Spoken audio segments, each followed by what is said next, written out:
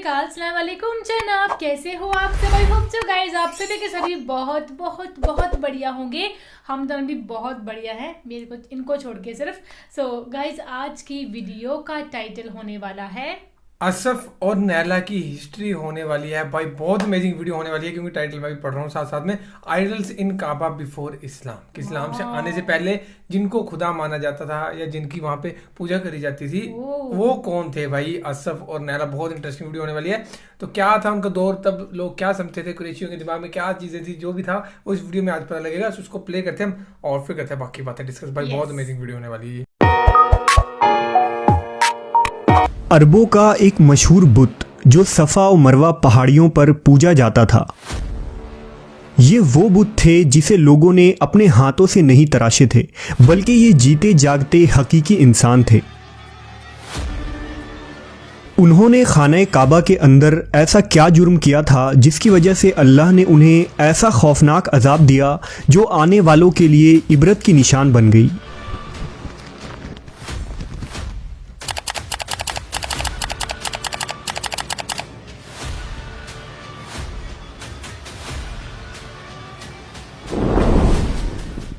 जब से खाना काबा तामीर हुआ तब से लेकर अब तक जिसने भी बैतुल्लाह की बेहुरमती की या बेहुरमती करने की कोशिश की तो अल्लाह ने उनका वो हशर किया कि रहती दुनिया तक इबरत का निशान बनकर रह गए।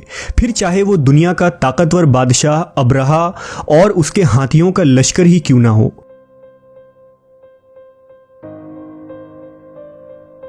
इसके अलावा तारीख में कई ऐसे वाक़यात मिलते हैं कि जिन्होंने काबा शरीफ की बेहुरमती की और उनको अल्लाह ने दर्दनाक अजाब देकर तबाह कर दिया। इसकी एक मिसाल इसाफ और नाइला है।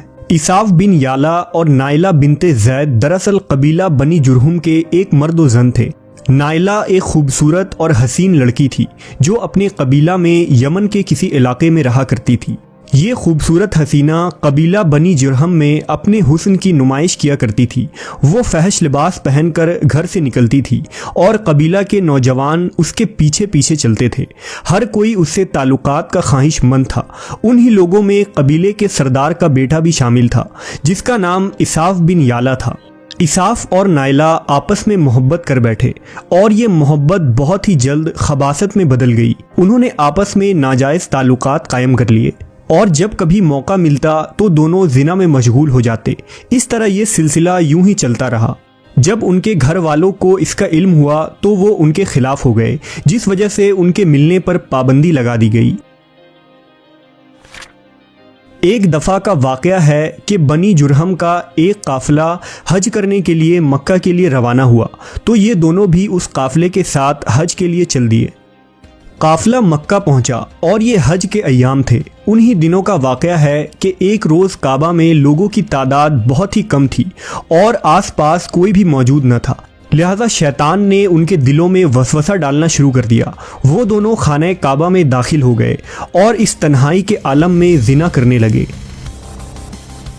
उनके इस खबासत और काबा की बेहुरमती पर ज़मीन और आसमान कांप उठा। समुंदर की मौजें जोश मारने लगी और अल्लाह की तरफ से अजाब नाजिल हो गया। हुआ यूं कि जब वो खाना काबा के अंदर बदफेली कर रहे थे तो उसी वक्त उनकी रूहें कब्ज़ कर ली गईं और उनके गोश्त पोश्त के जिस्म पत्थर के बनते चले गए। ये लम्हा इंतहाई खौफनाक और अजीबो गरीब था। दो जिंदा इंसान अजाब इलाही के तहत अब पत्थर के बन चुके थे। कुछ देर बाद जब बनी जुरहम के लोग काबा के करीब आए और बैतुल्लाह के दरवाजे को खोला तो दोनों बदबख्त बरहना हालत में पत्थर बने खड़े थे। वो ये समझ गए कि ये खबीस अल्लाह की मुकद्दस घर में किस जुर्म का इर्तिकाब कर रहे थे। लोगों ने दोनों के मुजस्समों को उठाया और बाहर लाकर ज़मीन में गाड़ कर उन्हें खड़ा कर दिया ताकि ये लोगों के लिए इबरत का निशान बना रहे। कुछ दिन गुजरने के बाद मक्का के लोगों ने इसाफ के बुत को उठाकर कोहे सफ़ा के मकाम पर रख दिया और नाइला के बुत को उठाकर कोहे मरवा के मकाम पर रख दिया। सफ़ा और मरवा दरअसल दो पहाड़ी हैं जो हरम काबा के बिल्कुल करीब ही हैं।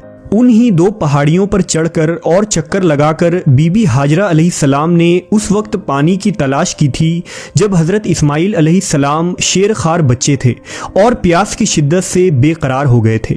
इसलिए ज़माना कदीम से ये दोनों पहाड़ियाँ बहुत मुक़द्दस मानी जाती थी और हाजी उन पर चढ़कर बड़े एहतराम और जज्बा अक़ीदत के साथ तवाफ़ किया करते थे। जब इसाफ और नायला के बुत को सफ़ा और मरवा पर रखा गया तो उनकी सज़ा ये तजवीज़ की गई कि जो शख्स भी सफ़ा और मरवा पर जाए वो उन दोनों बुतों को एक एक जूता मारे। एक दो नस्लों तक तो ये अमल जारी रहा, फिर लोगों ने उन्हें जूतों के बजाय थप्पड़ मारना शुरू कर दिए और कुछ नस्लों बाद लोग उन्हें सिर्फ हाथ लगाया करते थे।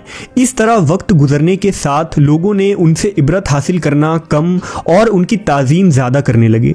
यहाँ तक कि एक वक्त ऐसा आया कि अरबों ने जाहिलियत की बिना पर उनको मोहब्बत की अलामत करार देना शुरू कर दिया और कबीलों में उन दोनों के इश्क की दास्तानों को फ़ख्र से बयान किया जाने लगा।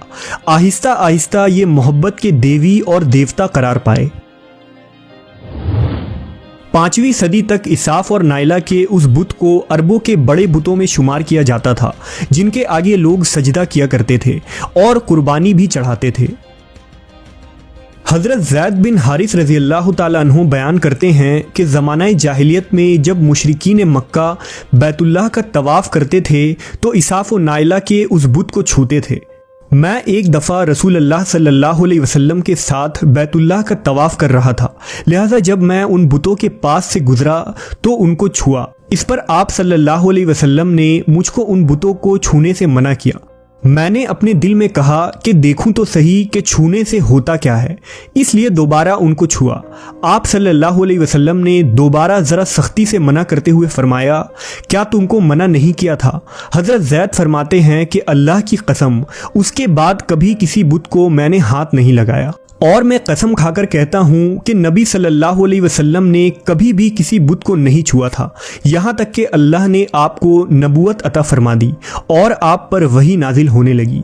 एक दिन रुश्द व हिदायत का एक सूरज तुलू हुआ जिससे ये पूरा खत्ता जगमगा उठा। हुजूर पाक सल्लल्लाहु अलैहि वसल्लम नबूवत के ओहदे पर फायज हुए। आप सल्लल्लाहु अलैहि वसल्लम ने दावत व तबलीग का काम शुरू किया। 10 हिजरी में जब अल्लाह ने अरब में दीन इस्लाम को गालिब किया और मोहम्मद सल्लल्लाहु अलैहि वसल्लम ने मक्का फ़तह किया तो आप फ़तह के बाद हरम शरीफ में दाखिल हुए और आपने अपने भाई हज़रत अली के साथ मिलकर तमाम छोटे बड़े बुतों को तोड़ डाला। आप बुत तोड़ते जाते और ये फरमाते जाते कि हक़ आ गया और बातिल मिट गया। बेशक बातिल ने मिट जाना ही था। यहाँ तक कि खाना काबा तमाम बुतों से पाक हो गया। फिर आप सफ़ा और मरवा पर तशरीफ़ ले गए और इसाफ और नायला के उस बुत को अपने मुक़द्दस हाथों से तोड़ डाले।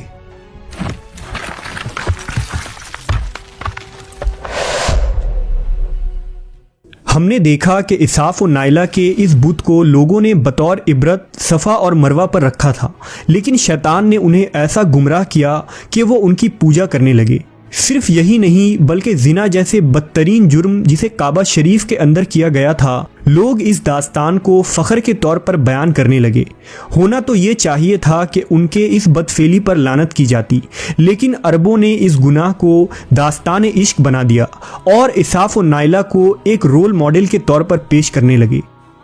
बिल्कुल इसी तरह आज के इस फितने भरे दौर में यही कुछ हालात नज़र आते हैं, जहां अगर कोई शख्स किसी तरह का संगीन जुर्म करे तो लोग उसे हीरो की तरह बतौर नमूना पेश करते हैं। फ्रीडम, आज़ादी ख्याल और लिबरलिज्म के नाम पर हर तरह की खबासत और बुराई को खूबसूरत अंदाज में पेश करके उसकी भरपूर तायीद की जाती है। अल्लाह रब्बुल इज़्ज़त से दुआ है कि अल्लाह हमें हर किस्म की बुराइयों और फितनों से महफूज रखे और शैतानी लईन के वसवसों और चालों से हिफाजत फरमाए। हमें भी नहीं पता था। फर्स्ट टाइम सुनी हूँ। अभी तक हम लोग बहुत सारी इस्लामिक वीडियोस और बहुत सारी स्टोरीज पे रिएक्शन दे चुके हैं, बट ये वाला सबसे पहला था कि हमने देखा ऐसा ऐसा था। और ये चीज सच में कि एक चीज मतलब किसी की भी कोई बहुत बुरा काम करके भी जाता है और उसकी अगर स्टैचू बना के कहीं रख दे तो कुछ टाइम तक उसको याद करेंगे लोग कि हाँ, जिनको पता रहेगा कि ये कौन से काम से ये इसका स्टैचू बना हुआ है। फिर बहुत जमाना गुजर जाएगा तो सच में लोग उसको मतलब भगवान के जैसे देखने लगेंगे। ये तो बहुत सही था। उसमें देखिए स्टोरी इतनी बेहतरीन थी कि वो जिना कर रहे थे काबा के अंदर, और उसके बाद फिर उन पे ऐसा हुआ कि वो पूरा पत्थर के होने लग गया। उसके बाद फिर लोग उस पे मतलब सजदा कर रहे हैं, पूजा कर रहे हैं उस चीजों की, जो कि गलत है, लोग नहीं जानते। फिर उसके बाद जब हमारे नबी आए तो वो जो हजरत अली है उनके साथ मिलके, अपने भाई के साथ मिलके ये सब चीजों को तोड़े। वो चीज बहुत अच्छी चीज थी, उन्हें पता चला उस समय ही कुरान फिर मतलब कुरान की जितनी भी आयतें थी वो नाजिल होते गई और कुरान शरीफ नाजिल हुआ। तो ये स्टोरी था गाइस, ठीक है। हमें भी नहीं पता था कि ये सब भी हो चुका है काबा शरीफ में जीना, ठीक है, जिसका इबरतनाक अंजाम आप लोग देखिए इस वीडियो में। तो मजा आ गया जी इस वीडियो को देख करके। क्या तारीफ करूं, क्या तारीफ करूं, क्या तारीफ करूं। बहुत ज्यादा अमेजिंग वीडियो था, एकदम ना दिल ऐसे खुश कर दिया इस वीडियो ने, क्योंकि मुझे ये वाक्य बिल्कुल भी मालूम नहीं था। आपकी कसम खा के कह रही हूँ, अपनी कसम खा के कह रही हूँ, बिल्कुल भी ये वाक्य मुझे मालूम ही नहीं था। और ये तो सुना था कि ऐसे करके बुत थे, लेकिन कौन थे, क्या था, क्या जुर्म किया था, ये आज पता चला आज की वीडियो में। तो आप लोग बताइएगा, आपको ये वाक्य पहले से मालूम था? मुझे लगता है देखो मेरी ऑडियंस है, कुछ तो मेरे जैसे होंगे ही होंगे कि जिनको भी कुछ चीज़ें मेरे साथ पता चल रही होंगी। तो मुझे बताना ज़रूर आप लोग कमेंट बॉक्स में कि आपको इसके बारे में मालूम था पहले, और जो भी हुआ इबरतनाक उसको अंजाम देने के लिए बताया गया, मतलब उसको ना एक आइडल बना दिया गया कि भाई ताकि आगे आने वाली पीढ़ी तक इससे सीख ले कि ऐसा किया था काबे के अंदर, तब उनको ऐसा अजाब आया था। ठीक है, जैसे वो एक पहाड़ी पे एक जो बना हुआ है ना, जो एक नबी है, उनकी वाइफ जो थी वो ईमान नहीं ला रही थी, लोगों की मदद करती, पीछे मुड़ के देखा उनके ऊपर अजाब आ गया, वो वहीं की वहीं खड़ी रह गई। तो वो भी एक कयामत तक एक अंजाम है, एक इबरतनाक, एक तरीके से वो प्रूफ है लोगों के लिए कि ऐसा हुआ है। और हर पीढ़ी में, यार हर पीढ़ी नहीं बोलूंगी, हर मौके पे ऐसा बीच बीच में होता रहा है। जब ज्यादा चीजें गलत होने लगी हैं तो एक अजाब अल्लाह ताला की तरफ से। जैसे ये चीज तो ठीक है, और ये चीज यहाँ गलत हुई कि उनने जिना किया था, और वो भी खाना काबा के अंदर, और उसके बाद में लोगों ने पीढ़ी दर पीढ़ी उसकी ना परिभाषा चेंज हो गई। पहले वो जूते मारने लगे, थप्पड़ मारने लगे, फिर छूने लगे, फिर उसके बाद में उन्होंने अपना आइडल मान लिया, आइडल मान लिया, हाँ आइडल मान लिया कि वो तो अच्छा काम किया उन्होंने। तो ये चीज गलत थी, वो चीज इसमें समझाई गई है। इसलिए मैं बोल रहा था कि प्रॉपर इनके जो चैनल पे वीडियोस होते हैं बहुत ही खूबसूरत तरीके से समझाया जाता है। था, मतलब बिल्कुल अच्छे से एक्सप्लेन किया, बहुत नॉलेज वाला ये वीडियो था। So guys, ये थी वीडियो असफ और नाइला की स्टोरी, जो हमने सोची थी उससे बहुत ज्यादा अलग निकली हुआ ना। वो सिर्फ एक आम इंसान थे, लेकिन उन्होंने बहुत ज्यादा गलत काम किया, वो भी काबा के अंदर जाके। सो उनके ऊपर ऐसा अजाब आया कि वो पत्थर की मूर्ति बन गया ना। लेकिन स्टार्टिंग में लोगों ने बहुत ज्यादा उनको जूते मारे, फिर उनको थप्पड़ मारना स्टार्ट किया, फिर उनको जो हाथ लगाना स्टार्ट किया। लेकिन उसके बाद शैतान ने ऐसा उनका दिमाग घुमाया, वो उसकी पूजा पड़े करने।